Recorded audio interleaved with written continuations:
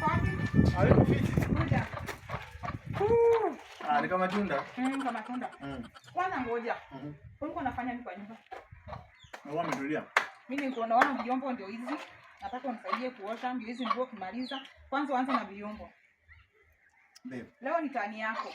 Kwanza nikuulize, ulikuwa unatoka nje kula matunda na nilikuosha vyombo ufunguo? Hii ni wakati wa Valentine. Valentine. Valentine hata mtoto anakataa. Hata wewe unafaa usaidie. Ala. Tani yako mimi nafanya kazi kila siku nafanya na kupikia na kuoshea na kupikia kila kitu na wewe ndio mzima na nalipa nyumba, nalipa nyumba, nalipa school fees, na make sure umekula, na make sure umevaa, na make sure umefurahi. Na wewe unajua hii mwili yote kama si nguvu yangu umepata wapi? Nikitransfer hii nyumba kwako taizana. Mlama ni transfer tu kwa. Kazi ni kusaidiana sasa hivi wakati wa Valentine, wakati wa mapenzi kupendana. Ingia kwa vyombo wote kumaliza.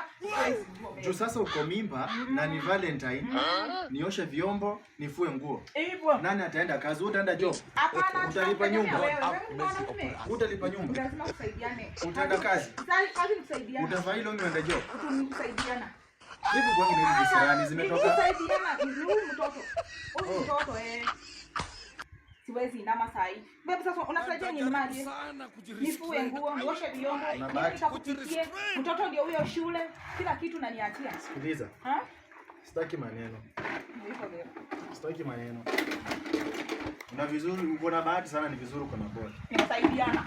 Hapo ni kitu kama hiyo. Hii kulia chapati, hapana, hii kulia chapati. Kulia chapati. Na ukimaliza haraka haraka ushike nguo. Naosha vyombo peke yake. Hata nisaidie kuchota samaki mbili. Wacha hapo kwa tabu. Unajua mimi hata unaona naangalia. Hii miezi ngapi? Mmengoja ngapi? 9. Nikiwa na inama na kukulia na kupikia kila kitu na kufanyia.